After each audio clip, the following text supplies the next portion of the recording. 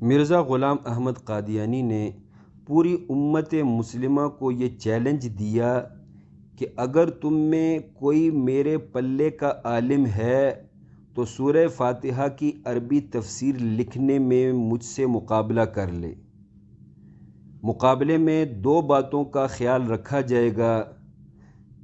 Number 1، زیادہ عربی کون لکھتا ہے؟ نمبر 2، زیادہ اچھی عربی کون لکھتا ہے؟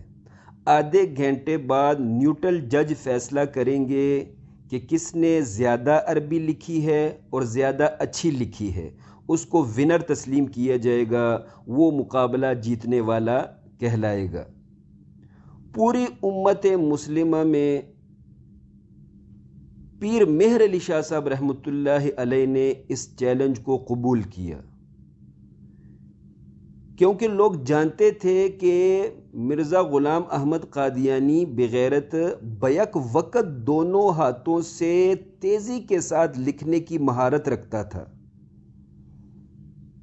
پیر مہر علی شاہ صاحب اور مرزا غلام احمد قادیانی دونوں کے باہمی مشورے سے دن مقرر ہوا 1925 اگست کا، اور جگہ مقرر ہوئی بادشاہی مسجد۔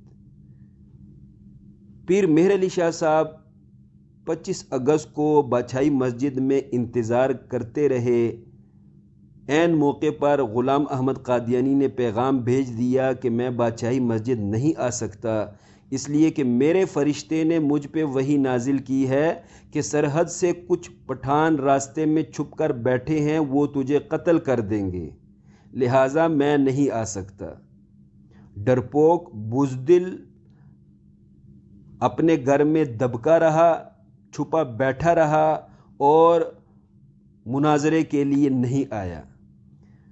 بعد میں پیر مہر علی شاہ صاحب رحمۃ اللہ علیہ سے کسی نے پوچھ لیا کہ حضرت اگر غلام احمد قادیانی مناظرے کے لیے آ جاتا تو وہ تو دونوں ہاتھوں کے ساتھ بڑی تیزی کے ساتھ ایک ہی وقت میں لکھتا ہے، تو آپ کیسے اس کو ہرا سکتے تھے؟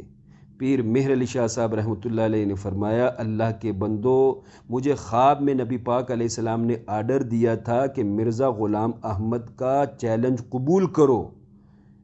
اگر وہ مناظرے کے لیے آ گیا، پہلی بات تو وہ آئے گا نہیں، اگر بالفرض وہ آ گیا تو پیر مہر علی تو نے اپنا قلم ورقوں پہ پھینکنا ہے، آگے سے تیرا قلم خود بخود تیزی کے ساتھ لکھے گا اور تو مناظرہ جیت جائے گا۔ اللہ کے بندو، اگر غلام احمد قادیانی آتا تو اس کی مٹی پلید ہوتی ہوئی اس کو خود نظر آتی۔